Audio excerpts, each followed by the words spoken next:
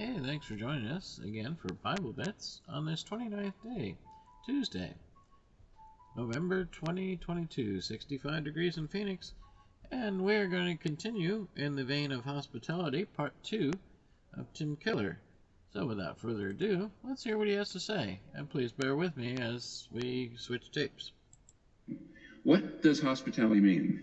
Hospitality is an attitude of heart and a practice. It's an attitude of heart that seeks to turn strangers into guests, friends, and eventually brothers and sisters. It's an attitude of heart that goes after new people and makes them feel welcome. Just by the way in which, just by your facial expression, just by your spirit. And especially it goes after and welcomes people who the world excludes, people who are different, people who are unlovely, people who are unwealthy, people who are unconnected. When you make people like that feel welcome, when you make people like that feel included, you've got God's spirit of hospitality. So it's an attitude. Amen. And you know, some, like we usher at Redeemer Bible, not Tim's Redeemer, but, I look at the other ushers and I tell them, says, that may be the only hug they get this week. So let's try to share the love of Christ and also tell them thank you for coming. Welcoming them, because it's important that they did come. They made a choice to come, and I think we should honor that they came. Okay, let's see if we can get to the next part of the teaching here. Just a second. There we go. Okay. Jesus died for us to make room in the household of God. He had no place to lay his head, so we could receive a place in the household of God. And that's just the past. And there's the future, because verse 14 says, we're waiting for the city which is to come. Do you know what city that is? Class? Revelation 21:22, the city of God at the end of time. And if you look into that city in Revelation 21 and 22, you'll see the tree of life.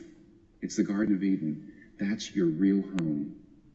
In the future, God will finally, because of what Jesus Christ has done, open the gates of real home and give you that final feast and show you the final home that your heart's been longing for. And finally, you will no longer be a weary traveler. And finally, you will find your heart's desire. And at the end of the Narnia Chronicles, when they get to the very end of this very moment, one of the characters puts it like this: I've come home at last. This is my real country. I belong here. This is the land I've been looking for all my life, though I never knew it. And that's what you're going to say on that day. I belong here. This is the country I've been looking for all of my life. This is the home I've been looking for all my life, and I never knew it. And because Jesus Christ was cast out and experienced ultimate homelessness, he now is the ultimate host.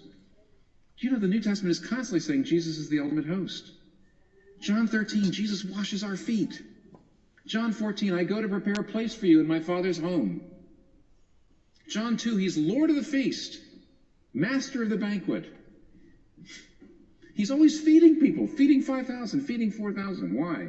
He's the ultimate host.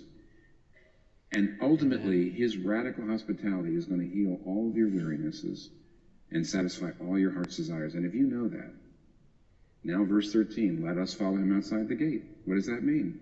Let's pay the cost of hospitality. Because whatever cost it's going to be for you to stick your neck out to invite somebody to Redeemer, for you to spend your money on the poor, for you to spend the money to bring people into your home all the time, that's nothing compared to the cost that Jesus Christ has paid to bring you home.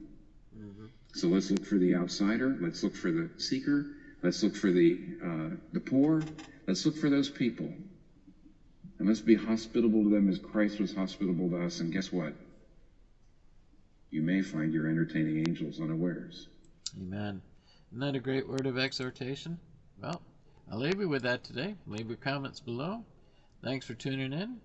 I hope you hit subscribe, because we miss you. Don't miss us. May the Lord bless and keep you. Have a wonderful day in the Lord. Don't forget to share Jesus. And if he woke you up this morning, you know what to do. Give him thanks and praise, because you got some homework to do. Get in the book, and find out what it is that he wants you to do. because he knows all about you. Do you know anything about him?